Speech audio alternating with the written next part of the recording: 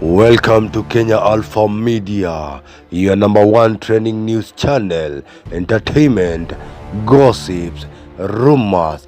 Kindly subscribe before we progress. What's up everybody, your guy the top, DCI story. So I'll try my level best to keep this within 10 minutes so that it's also not too long. And also I'll try my level best not to mention a lot of unnecessary details, so that it's clear that unachomea mtu mwingine ama you're painting them in bad picture. So a few things that happened I will not say, but I'll use an example maybe. I'll use code words. Okay, then also I'll not mention names. All right. Okay, wacha nipige 10 minutes before watoto watoke class wanipate hapa na hizi mushene unnecessary.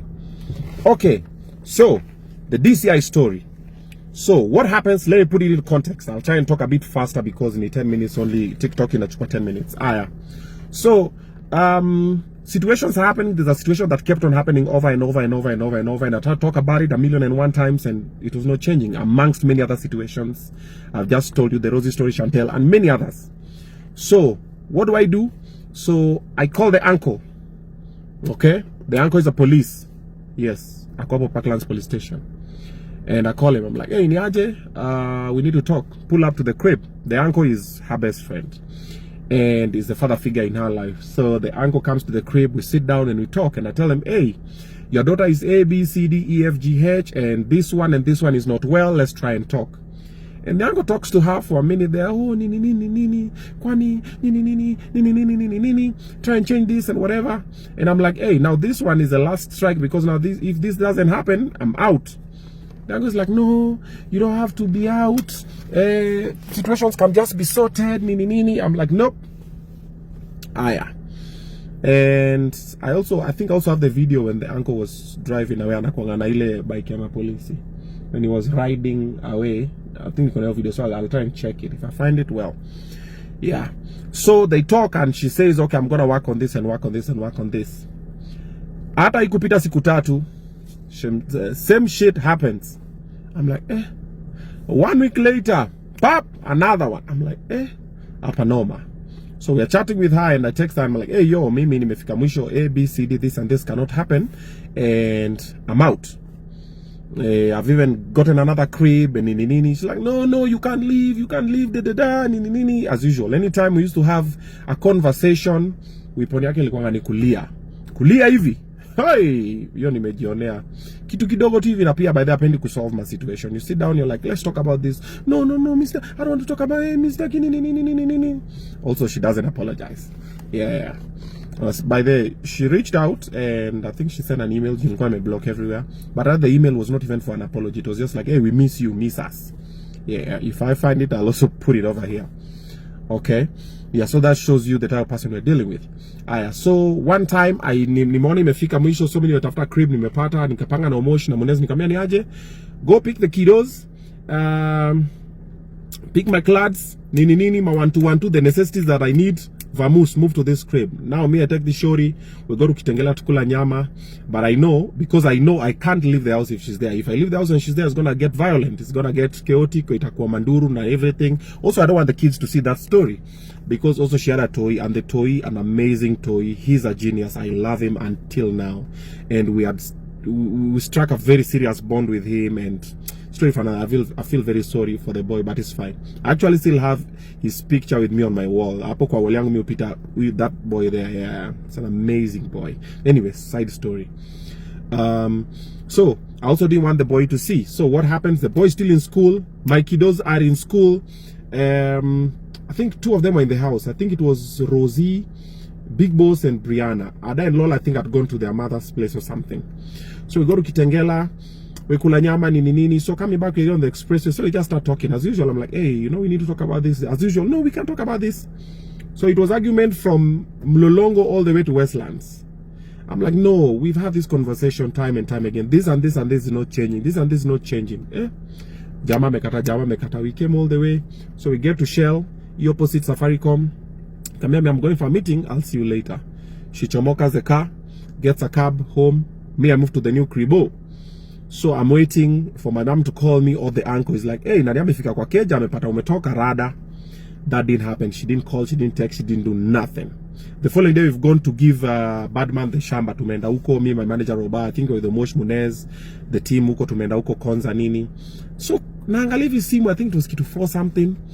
Naona we used to have a joint account. Naona imecleaniwa. I'm like, So I text her, what's up? I'm like, hey Rada, I've seen you've cleared the bank account plan. And then also hizo ma seats that tulikuwa tumechukua, hizo ni zile viti za, so there's this facility that hawa wase wanachukuanga when you buy something same as cars nini, you take it on hire purchase, so you pay some amount then you lipa pole pole. Nikamwambia also those seats that nimekuacha nazo hapo kwa crib, I bought them here, you know, and I normally pay, so also you need to be making those payments. She didn't respond. I'm like, okay, cool. I keep quiet because I think those seats that are taken were quite expensive. They were over 400 and something G's. Yeah. Anyway, side story. She didn't respond. So me a shock in a roba. I'm like, you know, I'm like, hey, niaje, hey, money has been withdrawn from the joint account, nini, hey, nini, whatever. She didn't respond. The following morning, so me I've gotten home. I'm like, we'll sort this badai. Haikuwa pesa mingi, pesa kidogo. Let's do what? We'll sort it badai. Maybe she's angry, she's lashing out. I keep quiet. The following morning, namushwa na auntie, because normally when I get to sleep, I always put my phone on silent. If I don't, I will not be able to sleep. My calls, nini, my text, notifications. So I knock, niaje, and I knock, kafungua. Omosh anasema umpigie. I'm like, hey, Omosh, that's strange. So I call Omosh, niaje. Omosh anambia, hey, tumeshikwa. I'm like, meshikwa? What do you mean meshikwa? Ati tumekujiwa kwa nyumba wanasema tumeiba mali. I'm like, huh? What do you mean? Tumeiba. I'm like, mko wapi? Ati sijui tunaenda wapi, but nimesikia naenda Gigiri police station. I'm like, okay, cool. So drop me a pin, live location. I'm dressing up, I'm following you guys right now. Akasema sawa.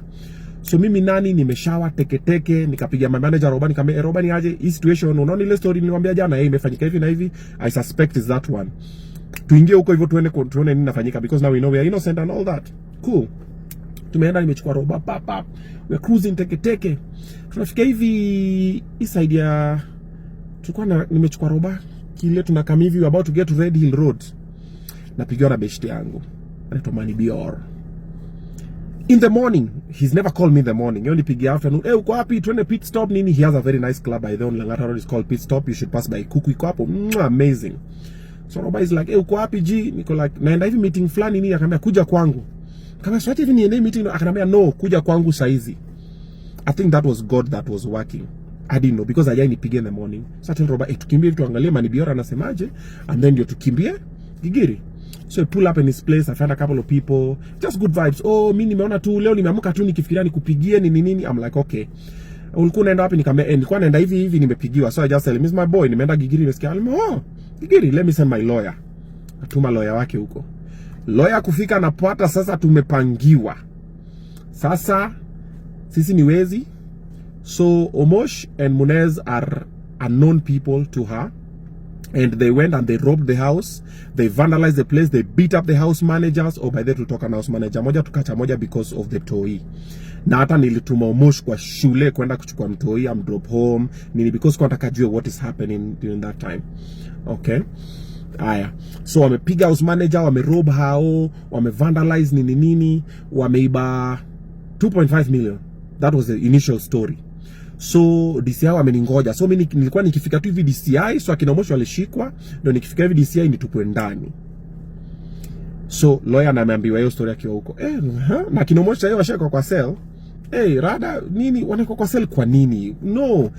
That was our joint home. I have da. Oh no nini. So DCI huko anasema ambieni Obinna akuja hapa kwa police station ama tumkujie. Manibera kanambia usiende bro, huko umepangiwa, tushapanga, acha lawyers wa sort. Let's first get the cash bail for kina Omosh nini and everything. Aya. Ikaanza hiyo story sasa, cash bail. How much nini. Ilikuwa asubuhi, remember? Akina Omosh walikuwa naachwa jioni, I think to 4-5 something. Hawataki wacho, wamesema wazi wachiliwa, whatever. It's just situation after situation. We paid a lot of money. Actually Mani Beyond alilipa. Okay. And then you know when it's a public interest story, a lot of people are involved. So kulikuwa na tu watu hapo, tu maofficers, tu nini, tu mawakili, everything nini. So kina Omosho wakatolewa hiyo 4 PM. So wakakam, wakanipata hapo kwa Mani Bior. Wait for part 2 of this story.